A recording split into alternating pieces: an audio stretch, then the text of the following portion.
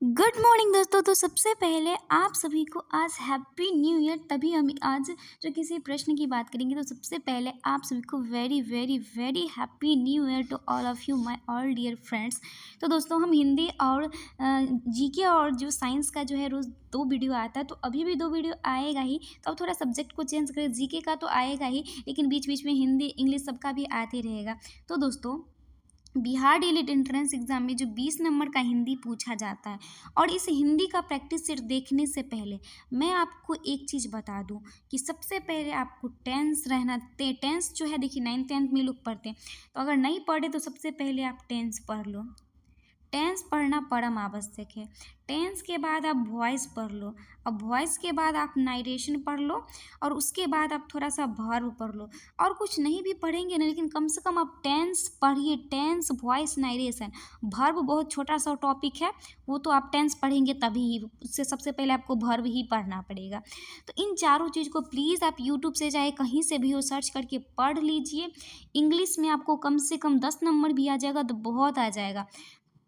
Okay, तो देखिए इस वीडियो में देखिएगा, जब मैं तैयारी कर रही थी डीएलएड एंट्रेंस एग्जाम का, जितने में टिक लगा हुआ है तो वो सारे क्वेश्चन मेरे से बने हुए हैं, और जिसमें टिक नहीं लगा यानी कि वो क्वेश्चन मेरे से नहीं बने हुए हैं। और जितने इसमें आइडियम्स और फ्रेज थे, मैं इसको याद करके गई थी, और हूबहू आपको आइडियम्स फ्रेज 2 मिलेंगे ही मिलेंगे। तो इंग्लिश में आइडियम्स और फ्रेज को जितने भी प्रीवियस ईयर क्वेश्चन एक कॉपी पर इस साइड में लिख लीजिएगा, उसको अच्छे से याद कर लीजिएगा। ओके, तो चलिए स्टार्ट करते हैं।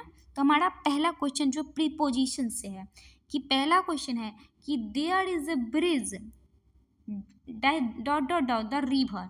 तो क्या लगाएंगे? Over the bridge, across the bridge, between the bridge, या एबव द ब्रिज। देखिए बिटवीन का जो प्रयोग होता है वो दो व्यक्तियों के बीच में होता है, जिससे दो से नहीं होता। दो व्यक्तियों के बीच बिटवीन का प्रयोग, the difference between Ram and Shyam, ऐसे होता है। ओवर का प्रयोग हम किसी ऊंचाई वाली चीज़ में करते हैं। यहाँ पे अक्रॉस का प्रयोग होगा, इस पार से उस पार जाने के लिए हम अक्रॉस का प्रयोग करते हैं, जैसे there is a bridge across the river. Okay, तो क्वेश्चन क्लियर हो गया, इसको याद कर लीजिएगा। चूंकि प्रीपोजिशन है, आप ऑक्सफोर्ड का जो करेंट का ग्रामर होता है उसमें प्रीपोजिशन के सारे रूल्स दिए गए, सब्जेक्ट वर्ब एग्रीमेंट के सारे रूल्स दिए गए, तो आप उसमें पढ़ सकते हो। ओके, नेक्स्ट क्वेश्चन है कि choose the correct phrase from the given option and make a conditional sentence. तो देखिए यहाँ पे है वी गेट टायर्ड, ये कौन सा सेंटेंस है? तो आपको ये सिंपल पास्ट टेंस है, या बोले तो पास्ट इंडिफिनिट टेंस है। ओके, उसके बाद नेक्स्ट में दिया है when V dot dot dot get enough sleep. इसका मतलब क्या होता है? देखिए ये हम लोग थक जाते हैं जब पर्याप्त नींद नहीं लेते हैं। तो ये हमारा सिंपल पास्ट टेंस में है, और यहाँ पे इसको जो बनाएंगे हम सिंपल जो है प्रेजेंट टेंस में। तो प्रेजेंट टेंस में जो क्या प्रयोग होता है सिंपल में, नहीं के सेंटेंस में डू डज का प्रयोग होता है। तो यहाँ वी है तो हम क्या देंगे? Do not. Do plus note क्या बन गया है? डोंट बन गया है। ये सब टेंस है, टेंस पढ़िएगा तब का सारा बन जाएगा। चलिए नेक्स्ट क्वेश्चन पे चलते हैं। अगला क्वेश्चन है हमारा कि select the alternative which best express the meaning of the idiom and phrase. देखिए आइडियम एंड फ्रेज को आप एक बात करना है, जितने भी प्रैक्टिस सेट प्रीवियस क्वेश्चन के एक कॉपी लेना है, पेज में आपको लिख लेना इन ब्लैक एंड रिटेन का मतलब क्या होता है। तो देखिए इन ब्लैक एंड वाइट का मतलब होता है इन रिटेन फॉर्म। क्या होता है? इन रिटेन। इसको याद कर लेना है, और आपको 2 फ्रेज प्रीवियस क्वेश्चन आ जाएंगे, तो इसके लिए टेंशन नहीं लेना। मैं भी प्रीवियस क्वेश्चन ही याद करके गई थी और मुझे 2 मिल गया हूबहू। ओके, तो इन ब्लैक एंड वाइट का अर्थ होता है लिखित, यानी कि इन द रिटेन फॉर्म, उसका मतलब बताना होता है। ओके, अगला क्वेश्चन है कि fill up the blank with the correct option. तो देखिए ये सब्जेक्ट वर्ब एग्रीमेंट का जो नो बडी होता है वो सिंगुलर आता है।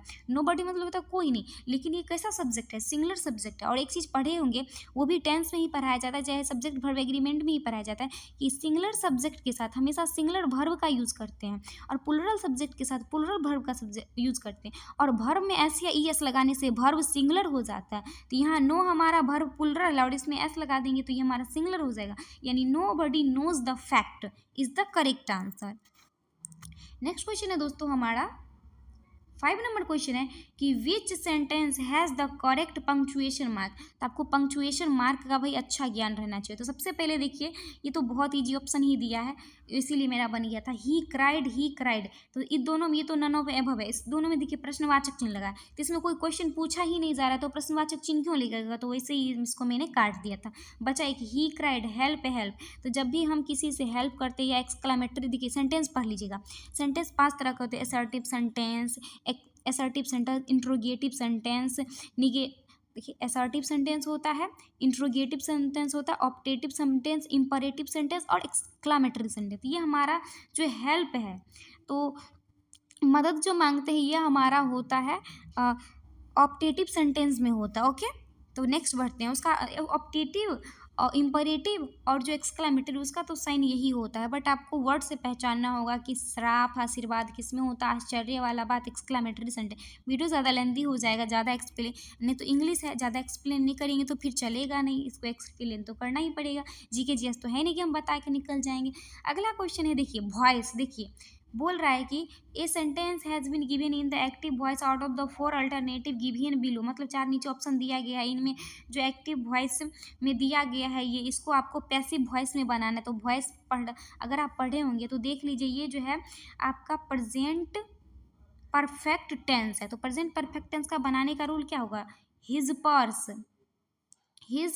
पर्स हैज़ बीन, यहाँ हैड है, हैड नहीं होगा, क्या होगा, हैज़ बीन स्टोलन बाय में somebody का यूज़ नहीं किया जाता, दे सकते हैं लेकिन बाय नहीं करेंगे, किसी न किसी के द्वारा तो खरीदा ही जाता है। जब आप वॉइस पढ़े होंगे तो आपको अच्छे से पता होगा। तो इसका करेक्ट आंसर ये हो जाएगा, his purse has been stolen.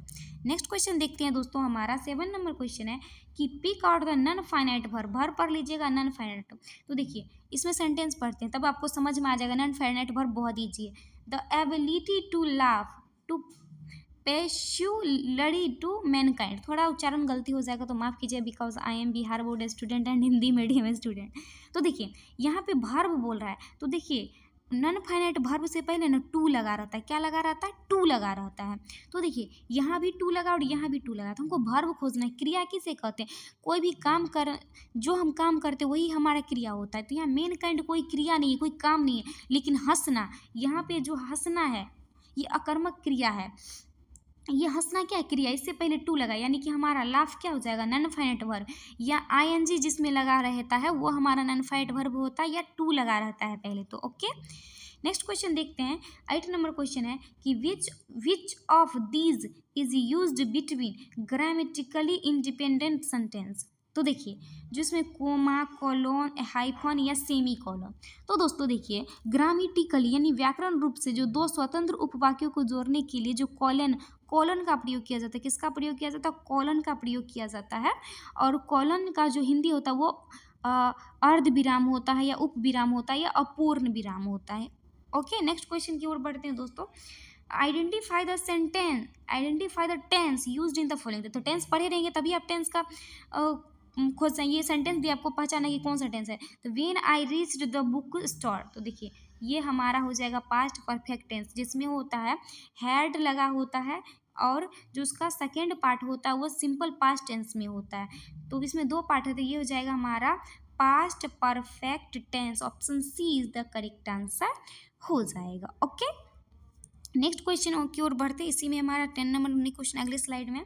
तो हमारा 10 नंबर क्वेश्चन है कि select the most appropriate option to change the sentence from direct speech. देखिए नाइरेशन भी आ गया, मैंने जितना शुरू में आपको बताया सबसे क्वेश्चन आ रहे हैं, तो नाइरेशन पढ़े होंगे। तो नाइरेशन में भी कौन सा सेंटेंस है, इंट्रोगेटिव सेंटेंस है। तो उसमें सारे सेंटेंस के बनाने के रूल अलग अलग होते हैं।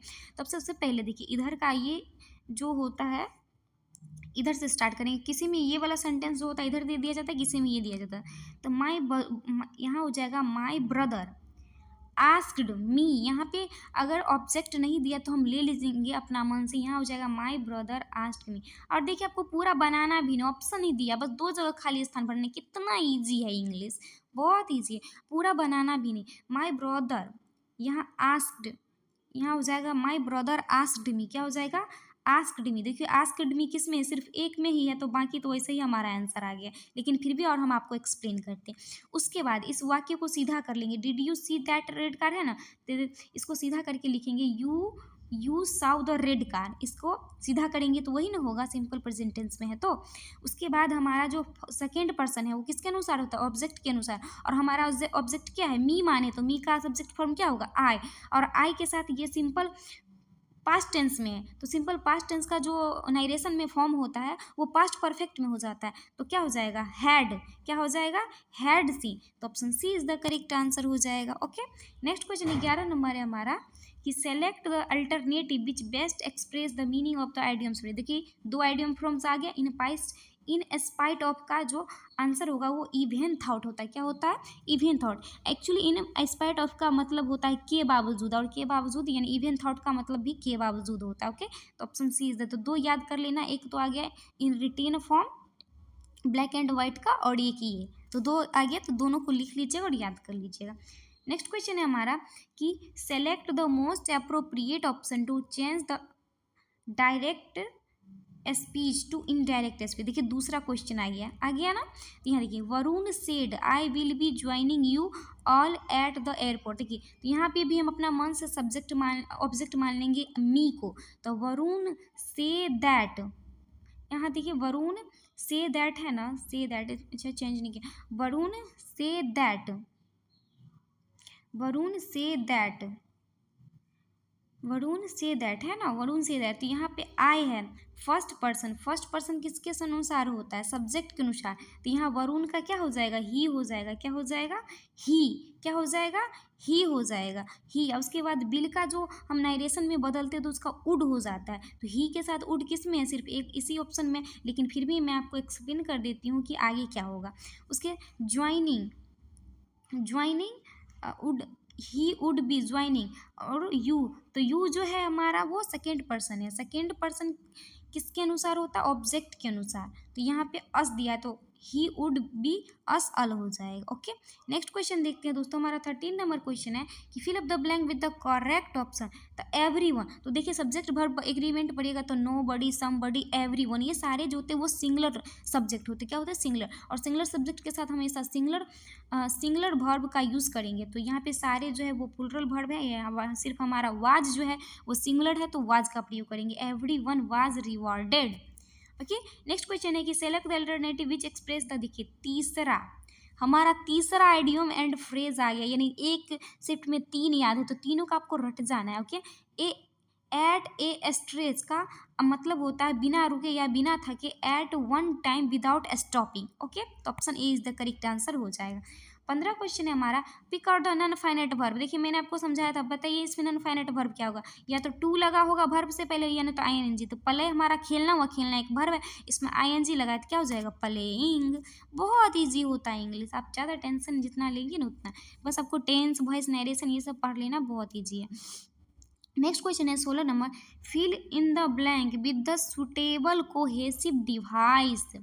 ओके, तो देखिए most animal sleep like people, do they lie down, इसका आंसर हो जाएगा however bird and horse sleep while standing. इसको मैं आपको समझा देती हूँ। देखिए जानवरों तथा पक्षियों के साथ साथ मानवों के बीच समानता तथा असमानता को व्यक्त किया गया है इसमें, ठीक। तो इसके साथ हम जो विरोधाभास बता रहा है, तो कंजक्शन का, इसमें कंजक्शन आपको पढ़ना हो, ये कंजक्शन है, तो कंजक्शन उतना मेरा भी अच्छा नहीं है, तो इसमें हाउ वेवर का यूज़ किया गया। अगला क्वेश्चन है कि fill in the blank with the correct option, mother did not have time to go to store, मतलब मम्मी के पास टाइम नहीं कि वो दुकान जाए, तो सो का यहाँ तो आंसर है नहीं, तो परिणामतः या फलस्वरूप ये इनका आंसर हो जाएगा consequently there was no milk in the refrigerator, इसलिए जो है परिणाम तो वो नहीं गई, इसीलिए जो है इसमें जो है दूध नहीं है। अगला क्वेश्चन है हमारा 18 नंबर क्वेश्चन है कि fill up the blank with the correct option, the students were playing, क्या होगा, अंडर द ग्राउंड या इन द ग्राउंड होगा, तो इसका आंसर क्या हो जाएगा, ये हमारा प्रीपोजिशन है under the ground. Okay, preposition पढ़ लीजिएगा। उसके बाद है choose the correct phrase from the given option and make a conditional sentence. She would be pleased if you come. देखिए हमारा जो ये देखिए इफ़ यू कम ये हमारा simple simple simple present tense है। क्या है? सिंपल प्रेजेंट टेंस है। तो सिंपल प्रेजेंट टेंस है तो इसको हम जो है पहला वाला जो पार्ट है वो हमारा पास्ट इंडेफिनिट में बनेगा, यानी कि हो जाएगा हमारा सी वुड, क्या हो जाएगा? She would be played if you can. Okay, next question हमारा लास्ट और आखिरी क्वेश्चन है दोस्तों। तो अभी तक मैंने आपको इतना मेहनत से मैं वीडियो बनाती हूँ तो प्लीज़ मुझे सपोर्ट कीजिए, मेरे चैनल को सब्सक्राइब करके ज़्यादा से ज़्यादा शेयर कीजिए, लाइक कीजिए। और हमारा लास्ट और आखिरी क्वेश्चन है कि complete the sentence using appropriate option with the which tense is used to express general truth and fact। देखिए किस टेंस का जो यूज है ज़्यादातर जनरल फैक्ट्स के रूप में किया जाता है। Honesty is the best policy, कौन सा टेंस है? सिंपल प्रेजेंट टेंस है। सिंपल प्रेजेंट टेंस को ये क्या बोलते हैं? प्रेजेंट इंडेफिनिट टेंस, यानी प्रेजेंट इंडेफिनिट टेंस का जो ज़्यादातर उपयोग यूनिवर्सल ट्रूथ के रूप में किया जाता है। तो option D is the correct. तो ये था हमारा 20 क्वेश्चन और दोस्तों इसमें बहुत मेहनत लगता है, तो प्लीज़ मेरे मेहनत को देखते हुए चैनल को सब्सक्राइब ज़रूर कर लीजिएगा। Thank you so much. और दोस्तों टेलीग्राम चैनल का लिंक दिया हुआ है वीडियो के डिस्क्रिप्शन में, तो टेलीग्राम चैनल से ज़रूर जुड़ जाइएगा, क्योंकि टेलीग्राम चैनल पे मैं बहुत सारी चीज़ें अपडेट करती रहती हूँ, जानकारी देती रहती हूँ। प्लीज़ जुड़ जाइएगा। Thanks for watching the video.